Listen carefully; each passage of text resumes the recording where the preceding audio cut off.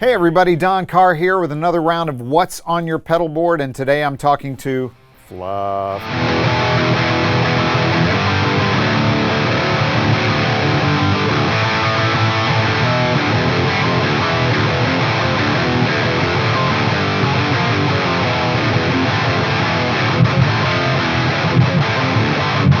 How's it going, man? Good, dude. How are you? I'm good. Good to see you. Good to see you too, man.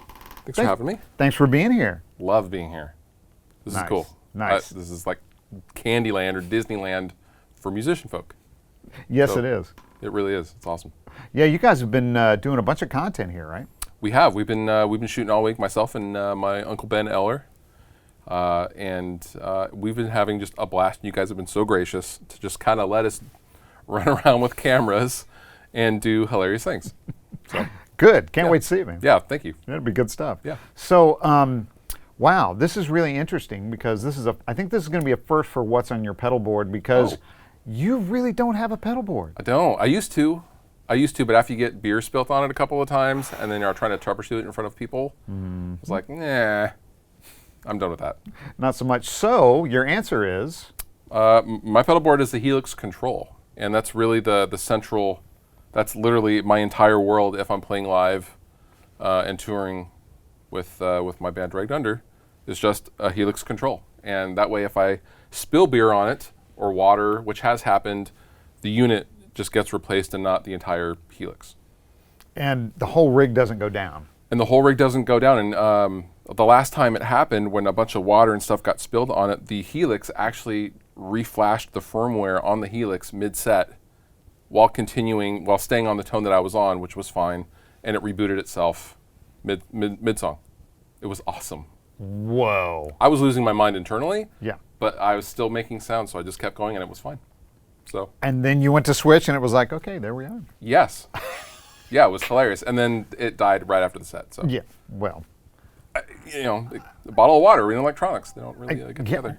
got you through the set. It did. It really did. That is really the key. It got you through the set. Yes, it did. Wow. Yeah. That is so cool. I mean, okay, so from the standpoint of the user standpoint of the Helix, the convenience is just ridiculous. That's kind of the best part of it. Is Yeah. that it's so crazy convenient.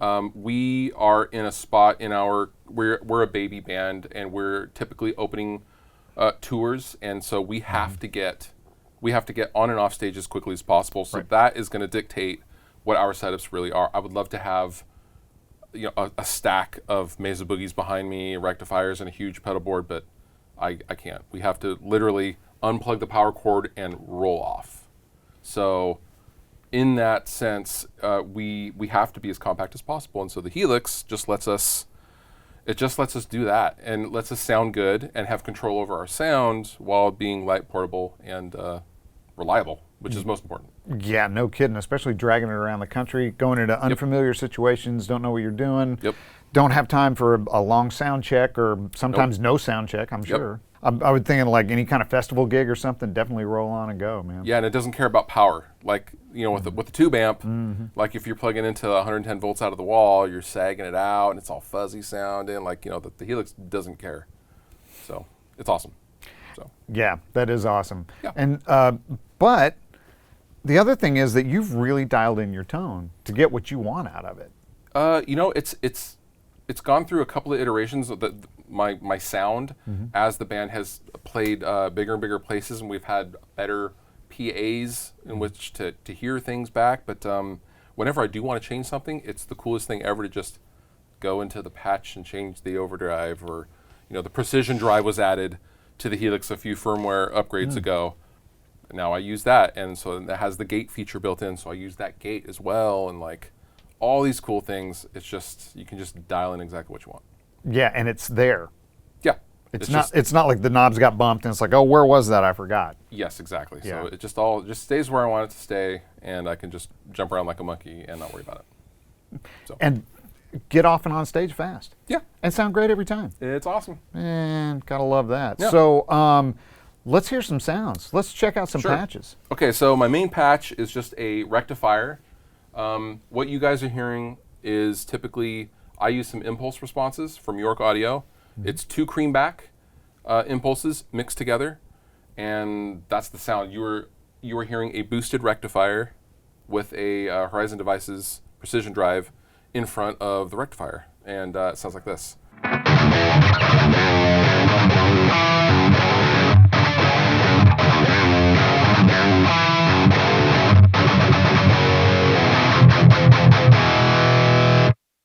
I want good attack. I want body. I don't want it fizzy. All the adjectives. Like you can just. I want it tight, percussive, but I don't want a bunch of low end because the bassist has to do his thing, and I also have to play well with our other guitarist Sean. Right. So my tone is typically there's a little bit of a mid-range honk that I like the cut of, but otherwise it's just kind of a straight up rhythm chunky tone.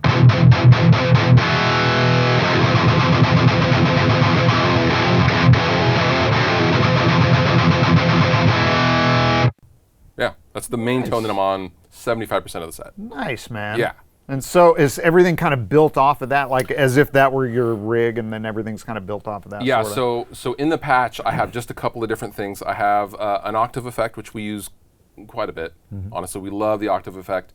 The boost for the precision drive that I already mentioned, a delay sound, and really a kind of a dirty, clean thing that is for a specific song. Yeah. Called The Hardest Drug. Actually, that's as clean as I get typically, which is not clean at all, but it's called Dirty Clean. So that sounds like this.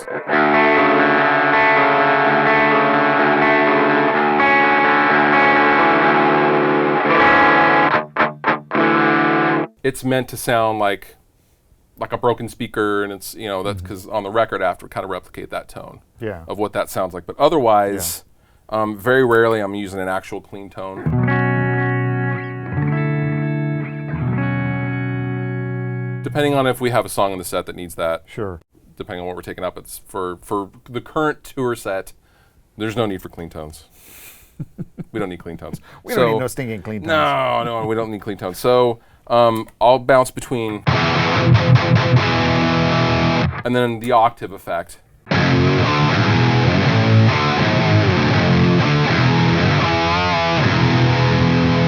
Which we use all over the place. So. Man, that tracks really well. You know what? It does. The octave effect, and this is not even the polyphonic octave effect. This is just the regular octave effect. It tracks so well that we were actually able to get rid of our Digitech drop pedals that we used to have in the loop. So now we're just totally in box, nothing external. We can take a Helix just like this and just be fine. Simple. Man, that is so simple. And well, I mean, let's just not even talk about it, how easy it is to travel with. That's something else we didn't talk about.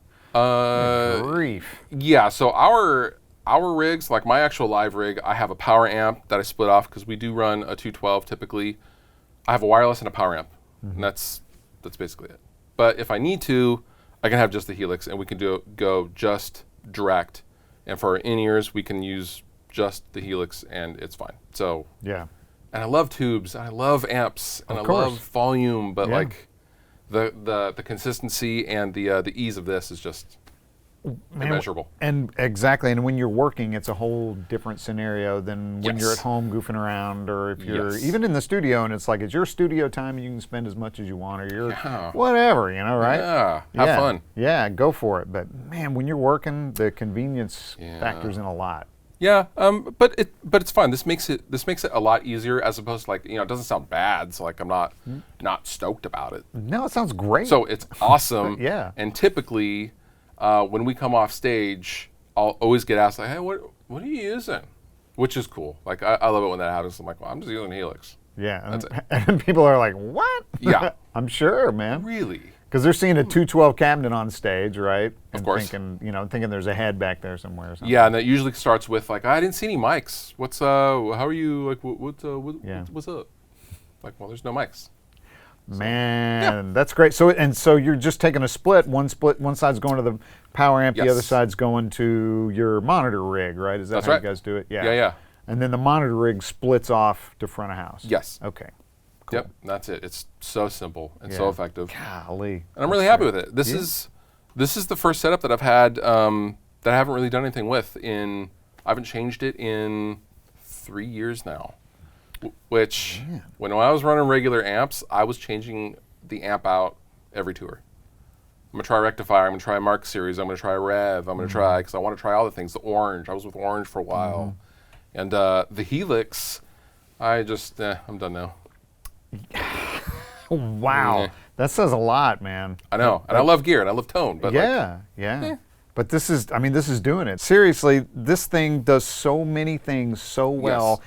Instantly, you can jump right into the sound, Yep. jump right out of the sound, jump into the next sound. Yep. Seamless patching, Well, that was the original thing that got me into Helix versus at the time, Choose Your Poison, Kemper, Fractal. Yeah. The patch switching on the snapshots that I'm using. So I have one static patch. This is all one static patch.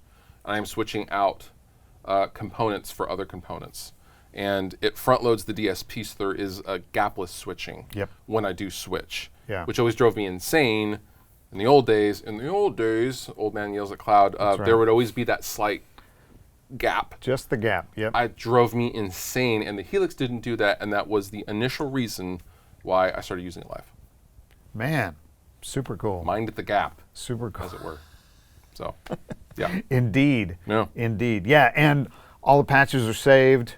Yep. And then if we need to travel somewhere like Europe, I bring a thumb drive, or in my case, I'll have everything in Dropbox, and I just hook it up. And like this unit, I just hooked up to the laptop, dumped my settings onto it, and then we're done. We're ready to go. Yeah. So Man. it's awesome. Man, I don't know. I love it. Yeah, why not, right? Yeah, it's super, super cool. Yeah, it's serving your purpose. And again, anytime I do, talk to anybody with what's on your pedal board, the final analysis is, does it work for you? Man. That is always the thing, and that's why there's so much gear out there and so much variety, is because everything makes sense to somebody, I mean, it's a great time to be a guitar player. Like we have all of the options. Yeah. With literally everything, but like it's easy to get lost in all that stuff. So for me, I don't know, maybe it's just an age thing, or maybe I'm just getting lazier. I don't know, but like if this works and I'm just gonna stick with it, I don't really want to mess with it anymore. Like I don't want to learn something new. Why? I don't know. This works. Oh, man. All right, so we got to talk about this guitar. This is nuts, man. Isn't this cool? Yeah. So this is, I'm with Ernie Bob Music Band. I do not have my personal tour guitar out here with me at Sweetwater. However, I was able to get this insane Luke 3 HH. And I believe the finish is called Aqua Sparkle. This is Speedboat, I believe, is I know, right? This is one of the most incredible guitars I have ever played. This was originally supposed to be just for something to play while we're doing all these videos in the other studio with Ben Eller. And we both started playing this, and we're like, this is an incredible guitar, and I bought it. Nice. So I'm taking it home. Yeah. Because I don't want to live without it. It is quite spectacular. I played it. Feels great, sounds great. It's just snappy off the board, and I don't know. It's just a really, really cool rock machine. It is, man. It sounds great acoustically. It's very, very loud. Yeah, very loud. Like that is crazy. Yeah, very live. Yeah, Great sounding guitar. and all the guitars I get from Music Man are just incredible, and I love this guitar, so I'm taking it home. Good for you, man. So good for you. I'm really stoked. Yeah.